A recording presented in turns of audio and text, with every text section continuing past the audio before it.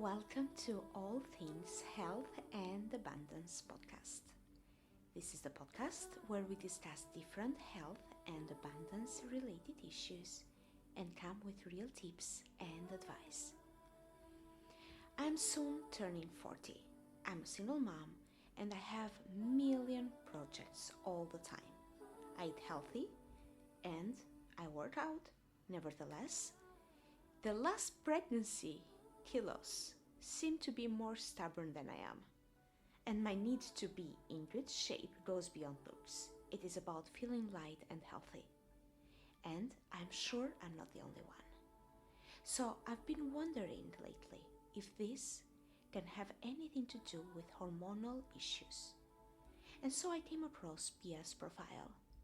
She connects well-being to finding the time for workout, to diet, but also hormones. And I immediately realized that this wonderful woman was someone I would love to talk to. And, of course, record that so that others can benefit from her wisdom as well. So today with me is Pia Torper. Pia is a certified personal trainer and dietitian through AFPT. Overall health is important to her. Her background is versatile and she has been involved in many different sports, has been without training at all for periods, but made a change 6 years ago. She now helps women who want better health and more energy and surplus for an easier life by getting strength training in place at home and adjusting the diet, taking hormones into account and looking at both stress and sleep. It's so amazing to have you here talking about all these different topics that actually constitute our health in general and our well-being, because very often we look at one thing, for example, the diet or just working out, and then you feel, okay, since I worked out, then I can just eat whatever I want. And then it's the big issue of hormones, right? Like our weight and well-being is so connected to that. So I'm really happy to have come across your profile, and I'm very happy that you said yes to being here. I really wanted to bring this wholeness of health into the podcast. Thank you. Thank you so much for having me, first of all. And yeah, that kind of sums it up. And, it's not about just working out or just eating the right stuff. It's about lifestyle. Yeah. The total. And I think it becomes more important as we get older to kind of look into every aspect. Like, okay, do you move like working out? Do you eat to nourish your body? Do you have a lot of stress? How can you manage your stress? Do you sleep enough? How can you sleep better? And I think also one big thing is our relationships. How do they affect us? Your boss at work, your colleagues, your husband or partner, your kids, your family. How do they affect us? What emotions do we carry? I think all of those areas is very interesting. That's really interesting, actually. So you take into account the whole person and everything what can affect them when you work with women. Yeah. Can you maybe start a little bit by telling us who you are and how you work? Yeah, of course. My name is Pia Torper. I'm 45 years young, I would say. I love that. I haven't always been like this fitness kind of girl, but I've always been active. I've always done different kind of sports. I'm very versatile. I like to climb mountains. I like to ride back horse riding. I love to ski. I'm always like being interested in trying new things. But I've also in different times in my life been completely not working out. And as I grew older, there was kind of something in my life. My mom was very sick and she died quite young. She only got 59 years old. And I got my daughter late in life. Yeah. I was 38 when she was born. And all of these kind of shifts, I want to be around when she gets old. I want to take care of my health. I want to try to be the best I can to have a long life, healthy life. There's no guarantees or whatever, but there's some things you kind of know Mm. that's for your health. So it's been kind of journey for me, little puzzles, different things, trying new things. And it's been a long journey to get where I am today. But I think it all started out like 6 years ago. I invited my neighbors to come outside and work out in the middle of November. Wow. It was snowy. It was like, it's cold like now, Yeah. right? One person came. I invited 100. I printed out 100 flyers, putting it in the email boxes. You did? Not the email Yeah, boxes, the post the boxes. post boxes. Sorry. One person showed up. She's still a customer of me. And I think we worked out like 6 weeks, just the two of us. Then another came, and then three more came. And then kind of people started to come. We worked out twice a week in the evening outside all year. And then I started Wow. my online business during COVID when I had to shut down Yeah. the outdoor training. And 2 years ago, I quit my job, and this is what I live of right now. So helping other women kind of get back into working out and often lose weight. Wow, it's amazing. How can a woman be in perfect health by taking into account training, diet, and hormones, and actually other parties, other people that are involved in her life? I know it's such a big question. Feel free to answer the way you feel it is right. It's about your lifestyle. Yeah.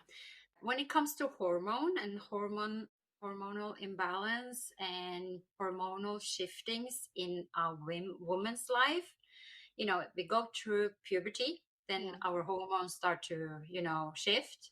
And then if we have kids, we go through pregnancy, then our hormones shift. And for us women, we go through menopause and then our hormones shift. So that's kind of 3 stages. If you get kids, if you don't get kids, you kind of puberty and menopause. Yeah. That's inevitable. So things happen then. But during life, when we stress, when we don't take care of our body, if we don't sleep, if we take medication, different things can kind of affect our hormones as well. So when we get older, this kind of manifests more than in our youth.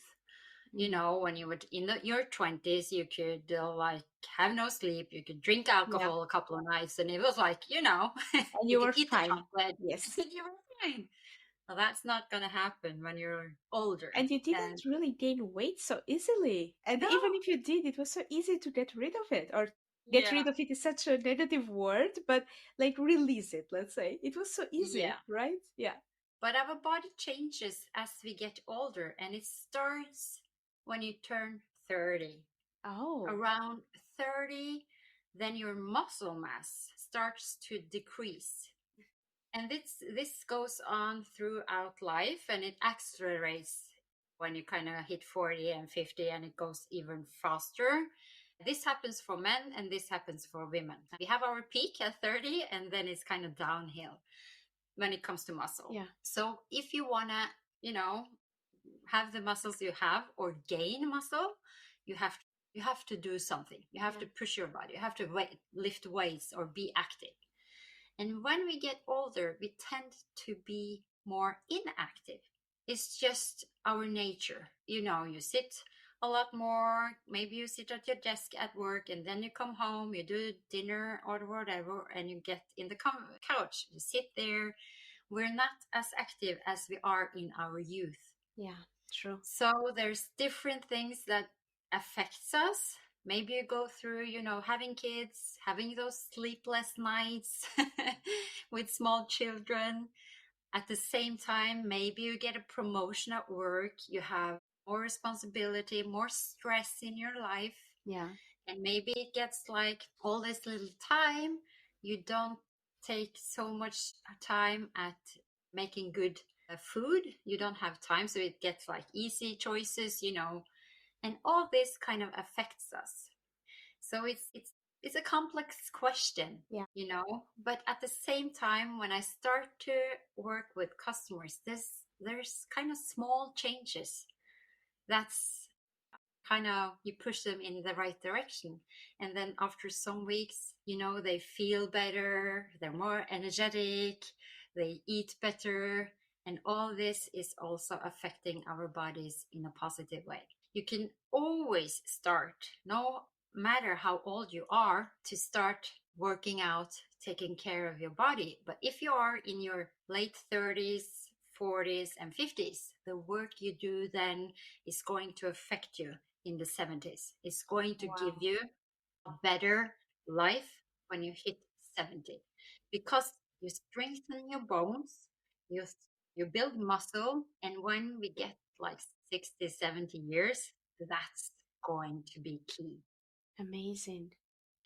The picture you were painting, it seems like you were describing me. Like you get a kid and sleepless nights, and then you don't have time to eat, so you just eat whatever is easiest. Usually, that's the unhealthiest choice. And you said taking care of the body, so I made a little note there. What is taking care of the body?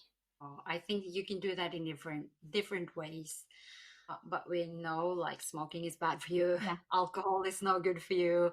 Eating, what I there's different views of what you should eat out Yeah. there. Like they're so crazy, so many things. It's so hard to kind of know what is healthy, because there are new trends, there are new studies that's being published, and things change. Yeah. But what we know now is like the ultra processed food, Yeah. that's it's a lot in our society today, is not really good for us. So if you kind of eat a lot of vegetables, mostly organic is the Yeah. best, but I don't all eat organic because the price Yeah. and what's available. But I try to eat as organic as possible, but you have to kind of switch a little bit. Eat as basic as possible, like make food from, From what do scratch. you call, for starters, yeah. Yeah. Yeah, like a lot of vegetables. I think you should eat carbs, but stay away from the white flour and the sugar. Eat the complex carbs. We need fat. Yeah. That's basic.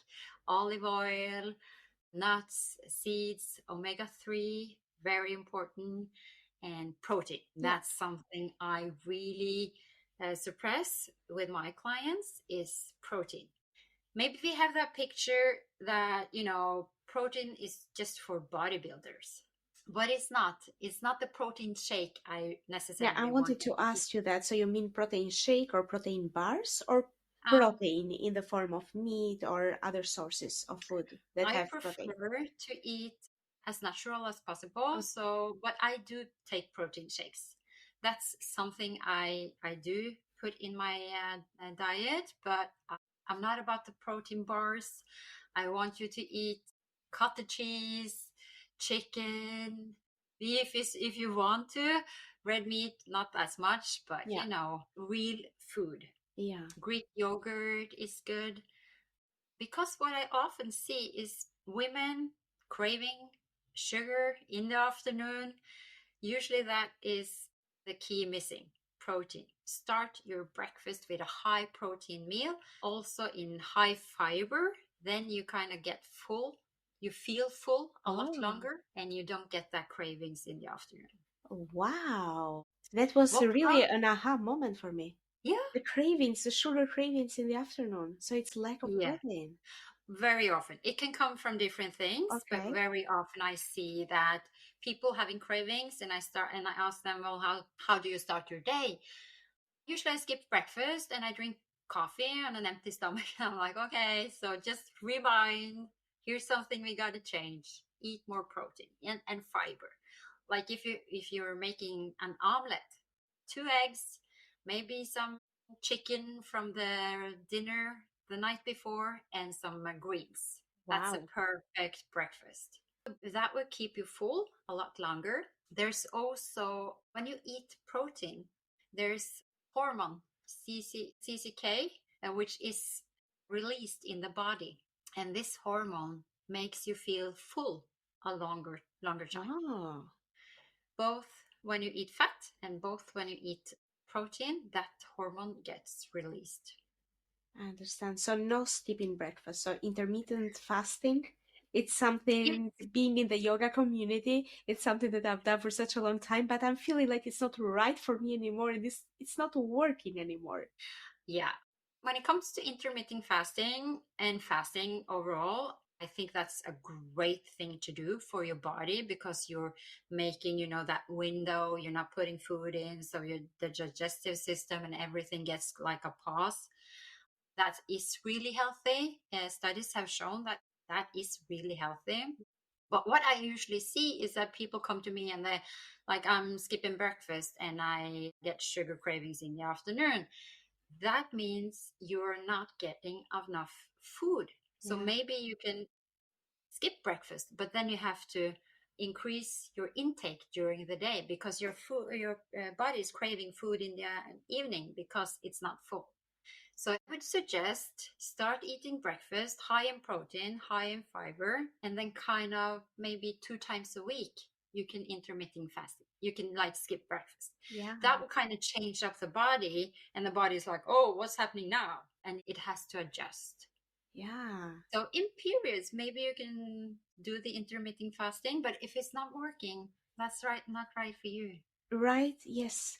But can it Yeah. change with time? Like I'm now soon approaching 40 and now it's not working anymore. And it used to work miracles for me.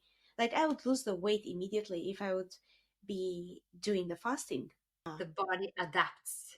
Mm. Yeah, Oh because when yeah. that's the same thing if you're weight training.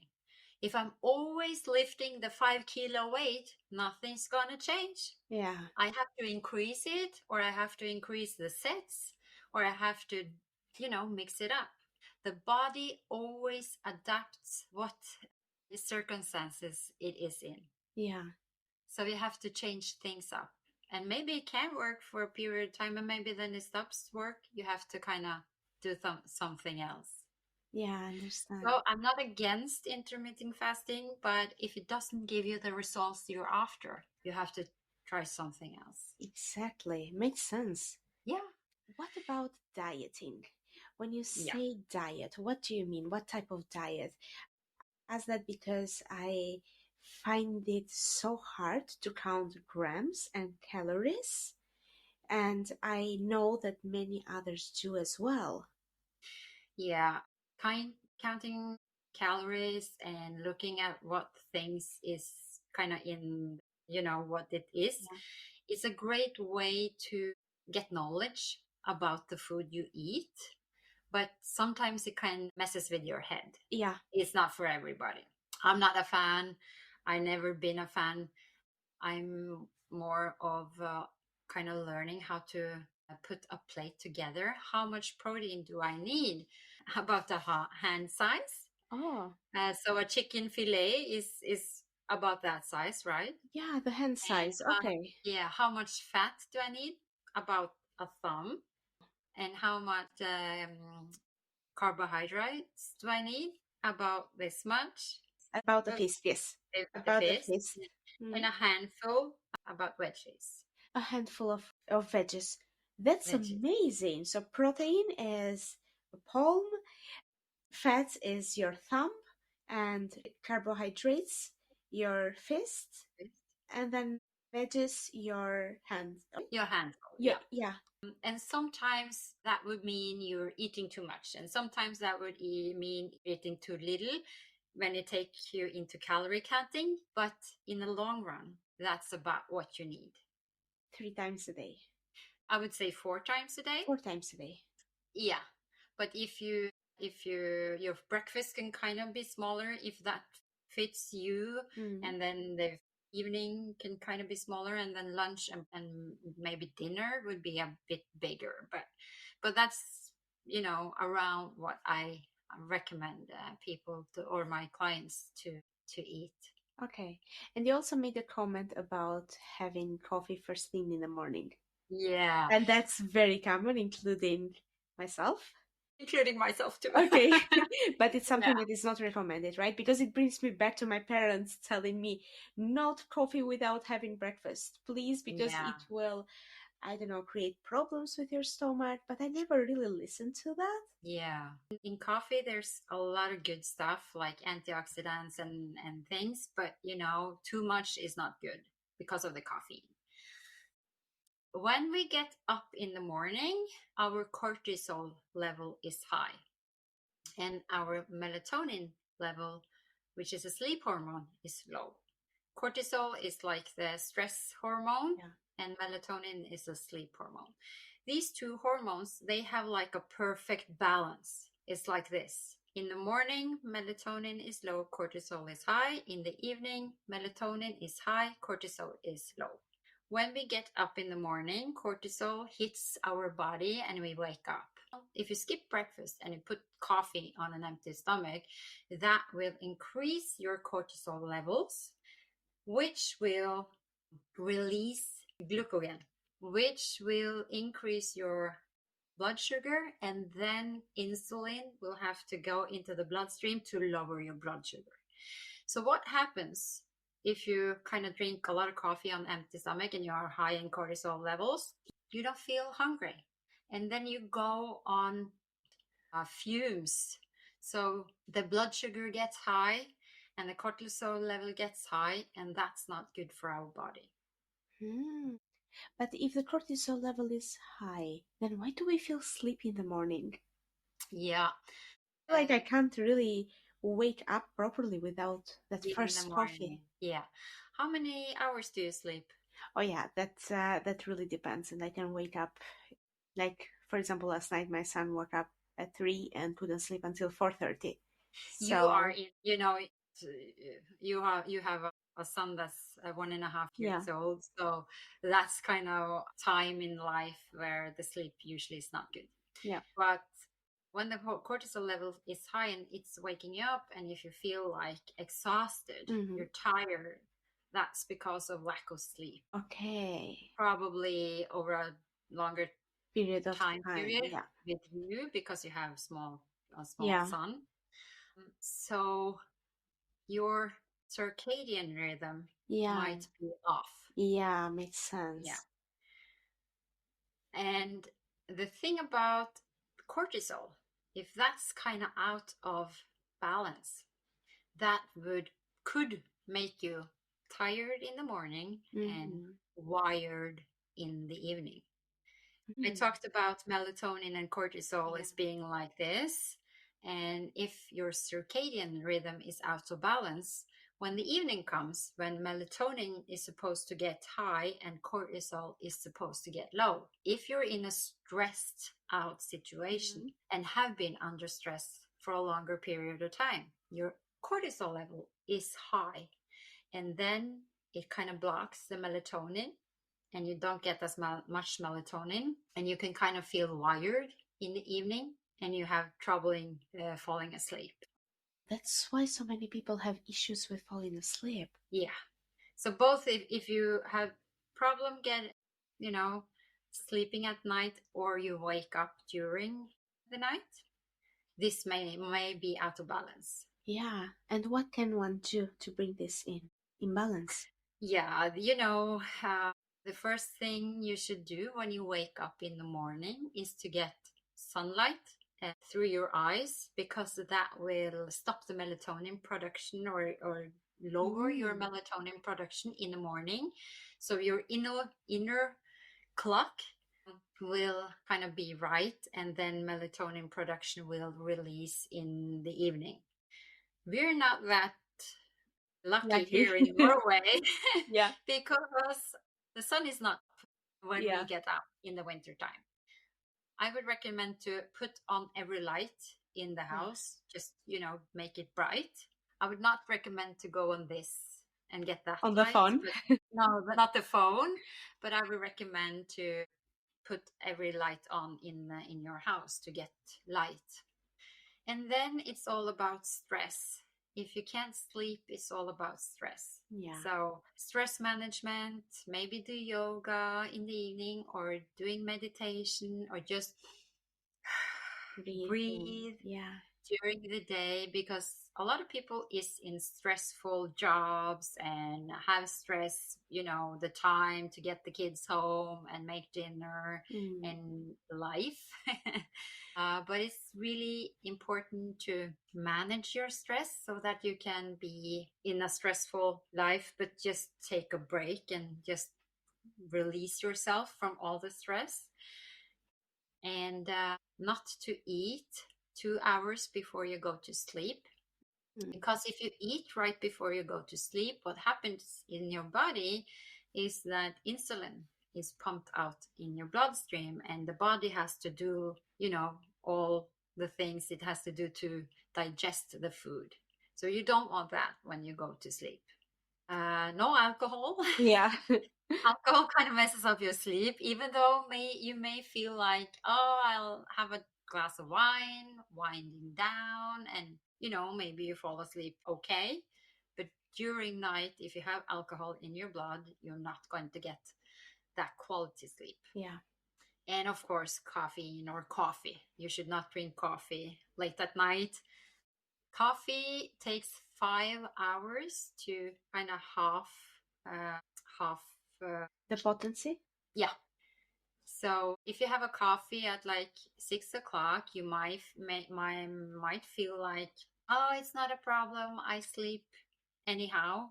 You might go to sleep, but the sleep is not that good. Oh, because I know those people that take a coffee in the evening and they still can sleep, Yeah, which I'm is fine. incredible. Yeah. You can kind of compare it with an alcoholic that drinks alcohol. He can take one beer and he can feel fine. He can feel like he's not on the influence of alcohol because he's so used to it. That's the same way with caffeine. You're Yeah. so used to it that you can sleep.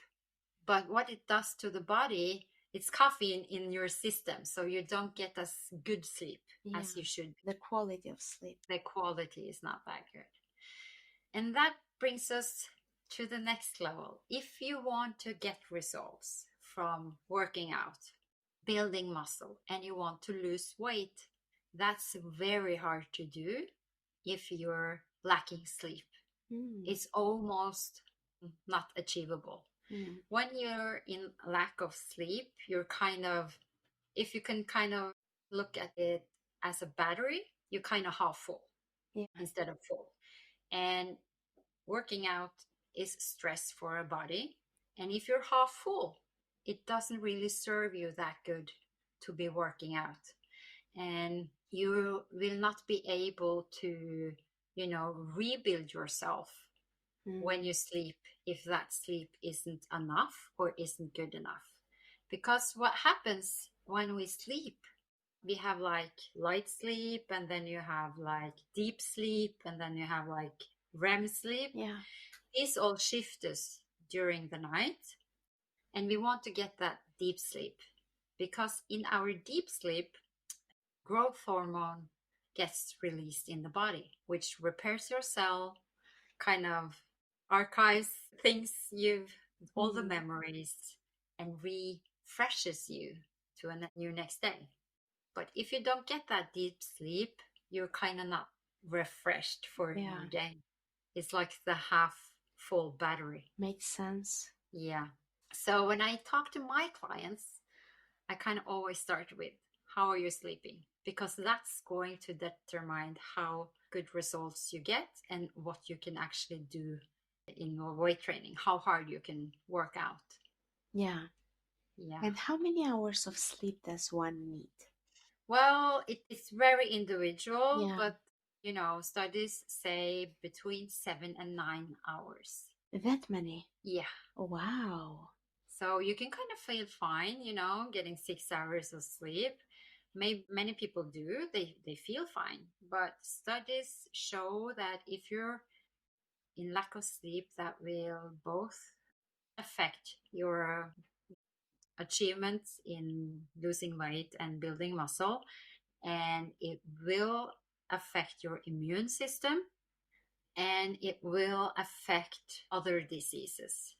Yeah. Wow. Like the risk of getting Alzheimer's dramatically drop if you get enough sleep. That's amazing. It's so Yeah, important it's so and important. so overlooked. Yeah.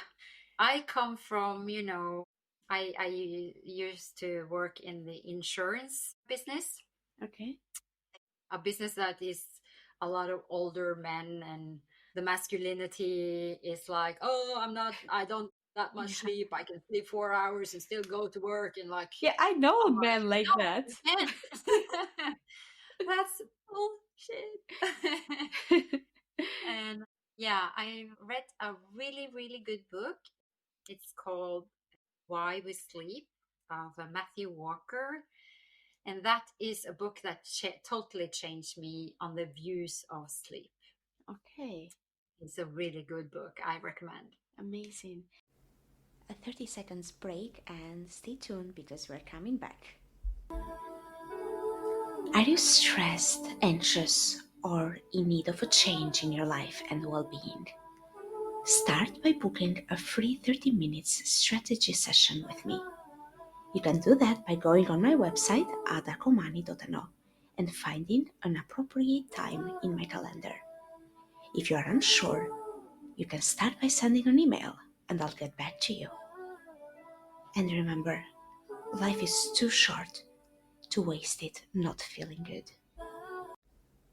Welcome back after this short advertising, continuing with the same subject. Let's go to hormones. Yes. What are hormonal issues in women? Are there different types? And what are the reasons for the hormonal issues? Why do they happen? Yeah. We kind of already touched it with melatonin and cortisol, but we have, I think, over 70 different hormones in our body. Yeah. And it's like a really fine-tuned orchestra. And when someone plays bad, it affects all the other ones. Oh, so they're all connected. They're all connected. Yeah. But we have the things that I talk about a lot is stress, cortisol, and melatonin. And it's the insulin, which regulates your blood sugar, which is really important for good health. And that it's the ghrelin, which is the hormone that you feel hungry when that's released. And then it's leptin, which is you feel full. So those hormones play a big role in how you feel hungry or not hungry and regulates your blood sugar. And then you, of course, have the metabolism hormones that affects your metabolism. And I also would like to talk about the happy hormones, which is serotonin, dopamine, oxytocin, and endorphin. Yeah. Because when we get older, we kind of tend to be more inactive. Maybe we don't feel as good in our body because it's changing. Maybe we gain weight. We're not so happy. This may be also coming from in our female body when we go to menopause. We have like premenopause, which affects the female hormones, which is estrogen and progesterone, and also testosterone. We also have some testosterone. Estrogen and progesterone starts to drop in our body. Okay. Did you know that humans are the only species going through menopause? Really? No, I Animals didn't know don't that. have that. No. Does this Kind of mean weird. that, for example, a cat can have babies until the end of her life? Yeah. Oh. We are the only species that have that. But when estrogen and progesterone starts to drop, that affects us. That can cause depression, anxiety, or feeling low. And if you are inactive as well, you watch a lot of TV, you don't go outside, that kind of affects the happy hormones. Because we know that serotonin, endorphin, oxytocin, and dopamine is really good for us. And we can affect that by being active, listen to music, dance, go outside in the nature, get sunlight. All of those things will affect those happy hormones. Yeah. And I think that is very important to try to affect those hormones in a natural way. Doing the things that is good to get those hormone boosts, I would call them. You know, after a really hard workout, you will kind of feel pumped. You will be happy with yourself. You can kind of feel, oh, I'm so good. And that's all the hormones, you know? Yeah. Taking a cold shower will release dopamine. That's a really nice way to get dopamine released in your body. It's the same amount if you take cocaine, which you should not take, by the way. But studies show that taking cocaine gets you like a dopamine hit in 250%. The same thing happens if you take a cold shower. Wow. You get that release of dopamine 250%. Wow. The thing that happens if you take cocaine, it lasts for about 15 minutes and then you have to take another hit and take another. When you take a cold shower, it kind of happens the next 3 hours. You kind of get that good flowing feeling over the next 3 hours. Just by a cold shower? A cold shower. Okay. Or a cold ice bath. Yeah. Would you say that someone should build up to that, or you have to be kind of feeling your way? Okay. It's not just to jump in the water freezing. I know that if you have epilepsy and heart disease, you should be really careful. You should not jump in a cold water. If you're pregnant, I would be really cautious. But, you know, if you don't know if it's for you, talk to your doctor and see what they say. But if you want to kind of go into that, just start in the shower. Just turn it a little bit down and see how that feels. And you can kind of adjust it and go down and go down and go down and see if it feels good. Yeah. Okay. Yeah. But be careful with that. Yeah. Just don't dive in the cold water. But bringing all of those things that naturally releases these happy hormones, I think that's something one should do. And of course, it's all about lifestyle, being active, eating, you know, the good food, looking at your sleep and looking at your stress. That's kind of the basic we know affects our hormones. And of course, if you are on medication, that may affect your hormones. If you have a thyroid imbalance, that may affect your hormones. So you might need medication if you have like issues or you have diseases, but you can still work on the basic. Get enough sleep, don't stress too much, eat what's good for you, and move your body. Yeah. How can someone know that they have or not any type of hormonal issues? But if you start to feel a change in your body, if you start to feel you don't have any energy, you fatigue, even if you sleep a good night's sleep, you're still, you know, tired in the morning. If you are gaining weight, usually around the midsection, that can be a sign of your hormones being out of balance. If you're constantly cravings, that can be a sign. If you're headache, you can kind of feel if something's off. It doesn't mean that it has to be with your hormones, but then I would kind of check in and see what am I doing in my life that can affect. If you're really stressed out, maybe it's something to do with a job or it's a personal relationship. You have been in this fight or flight modus over a longer period of time, that's going to affect you. That's going to be not that good. If you're constantly on your phone, you know, that's not really good for us.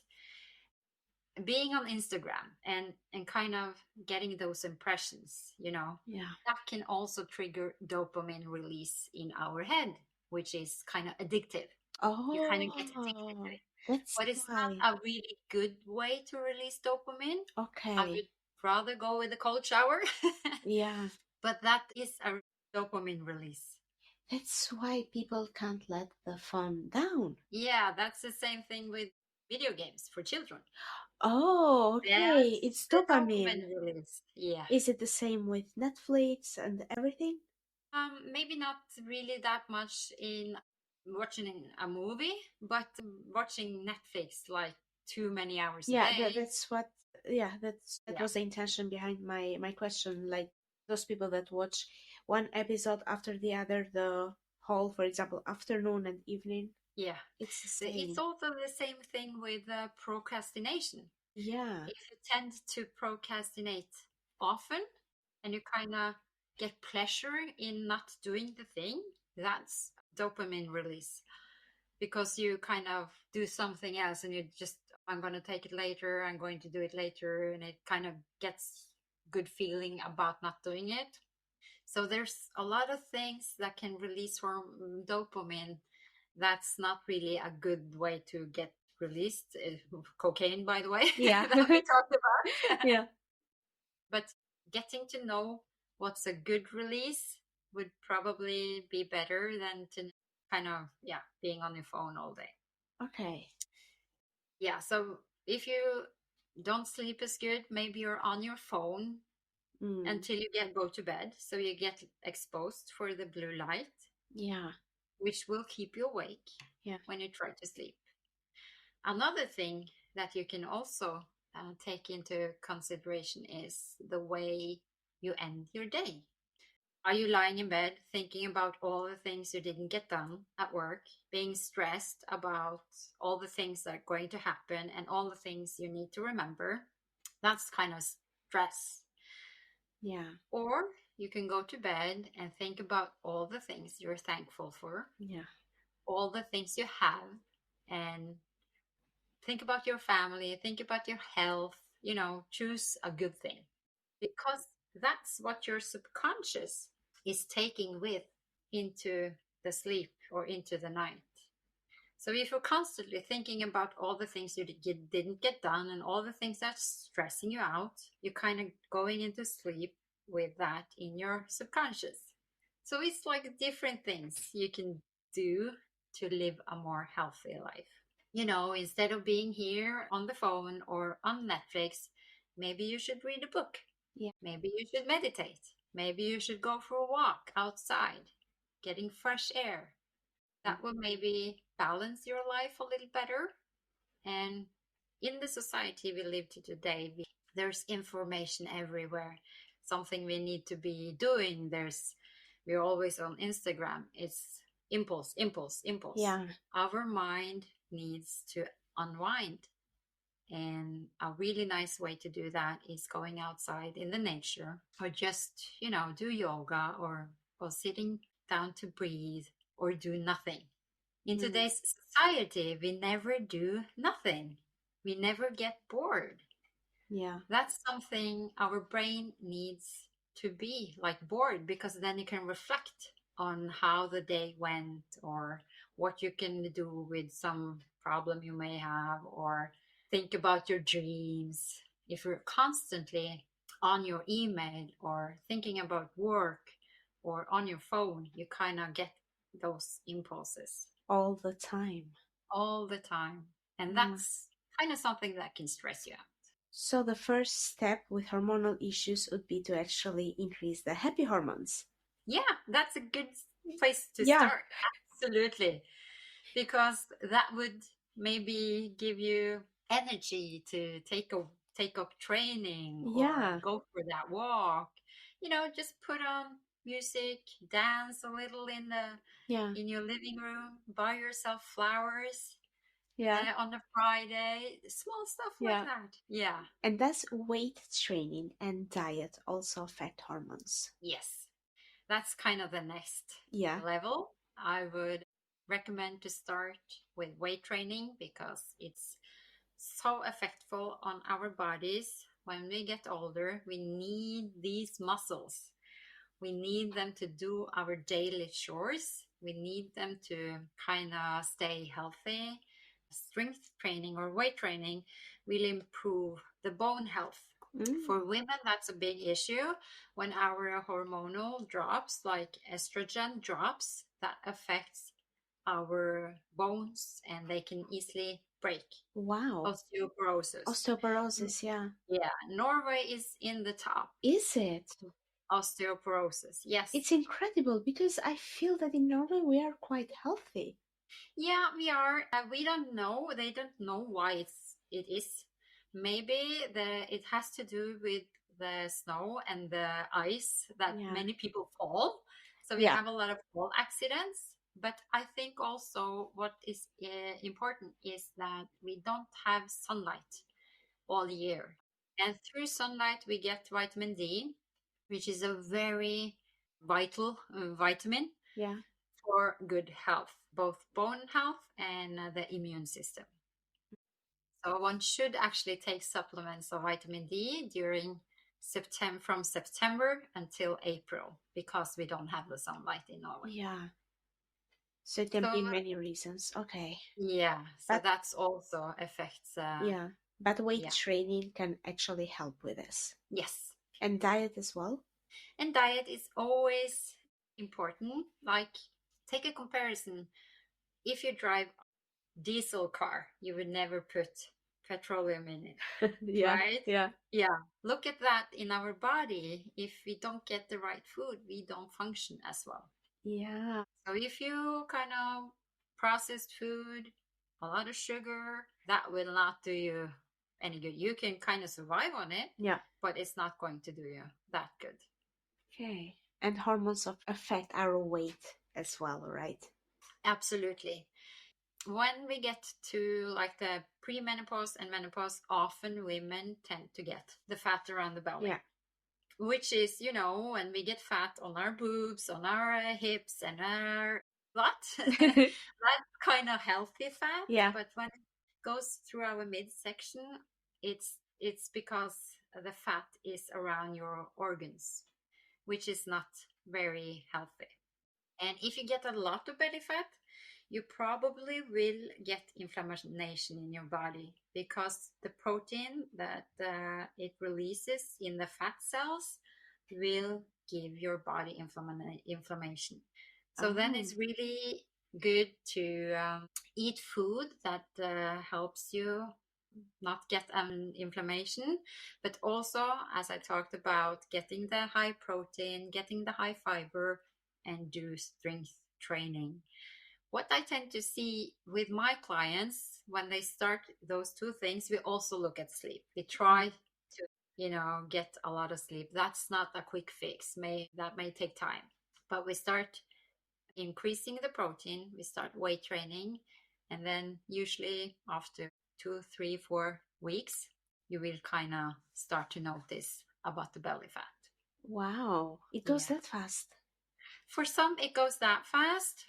Some may take 6 weeks, 8 weeks. I have like a course that's 8 weeks long, but usually people 3 weeks in, 2 weeks in, they will start to feel a change, and then you kind of see it after 4 to 6 weeks, and then after 8 weeks, a lot of other people see it on you. Oh, yes, amazing. Yes. You mentioned that you have a course that is 8 weeks, and can you tell us lastly a little bit about how people can find you and how does it work with booking this course with you? Yeah, of course. Well, I'm on Instagram. My page is at Pia_Sterk Sammen. My webpage is sterksammen.no. And yeah, my course is 8 weeks long. You have it for a whole year. So if something happens when you start the course, you can restart it or take it later. So we have access a whole year. Yeah. But I kind of follow up the first 8 weeks. Yeah. And it's a course that we look at sleep, we look at stress, we look at the hormones, and you get these workout videos of what you're going to do the next 8 weeks, and of course, nutrition. Because a lot of people want the results of working out, but they don't really want to work out. A lot of people is like, yeah, but I don't really want to go to the gym and, lift heavy weights for an hour. That's not for me. And I was searching for a method that allows you to put in less time. So how little time do you have to put in to get good enough results?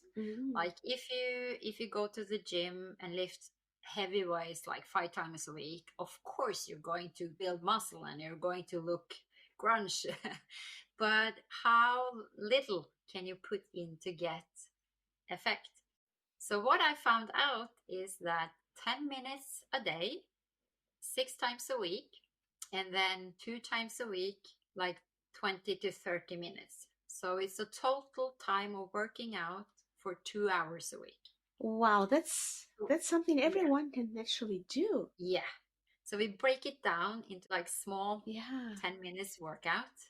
And why I wanted that is I wanted something with low threshold. I wanted something to be easy. I wanted to be able to do it from home. No equipment, no training. No equipment.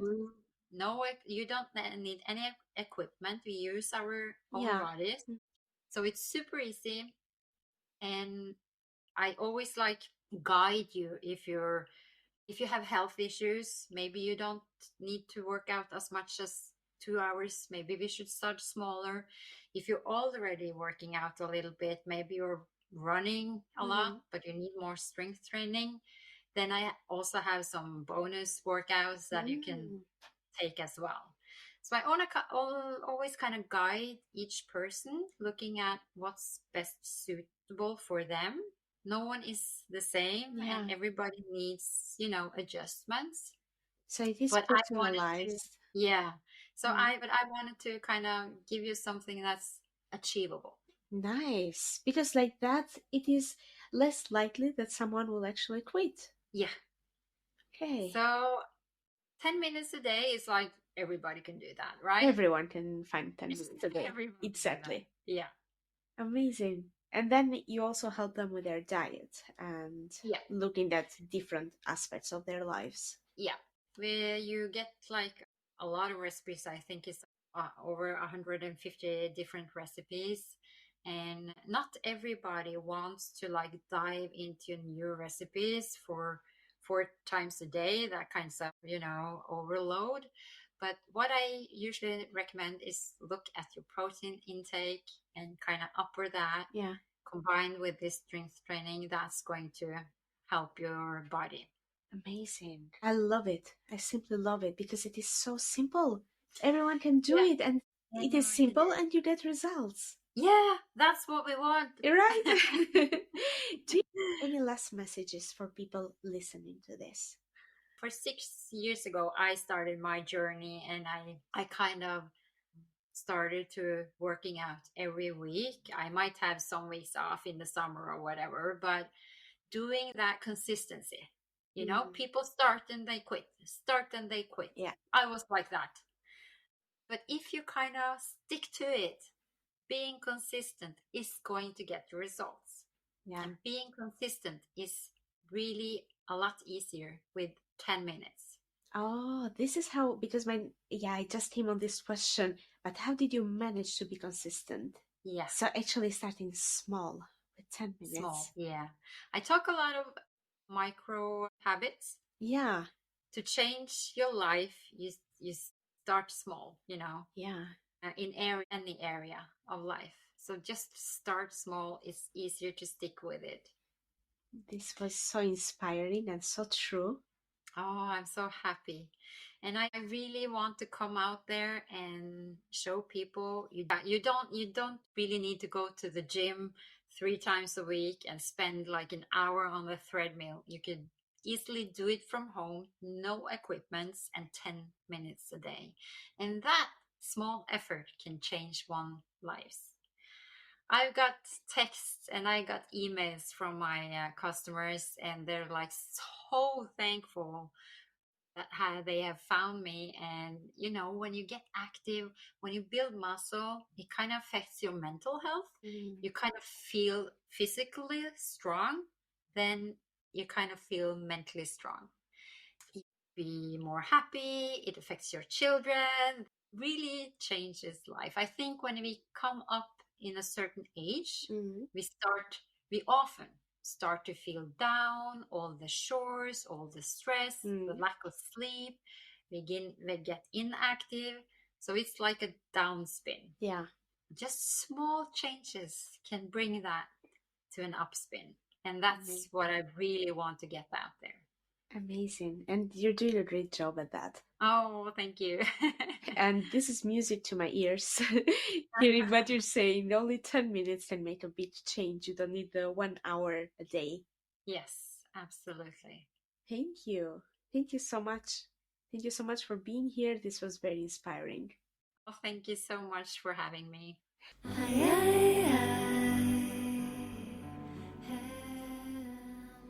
Now it's your turn. Let me know what health and abundance subjects you want me to cover in the future. Do that by commenting on the post on Instagram. Thank you for listening, and thank you so much to Pia for being here with us today. If you liked it, please leave a review at podchaser.com. Just search for the podcast and write a good review. In the next episode, we'll be talking about Qigong. And remember, you are always creating your health and abundance. What do you choose to create?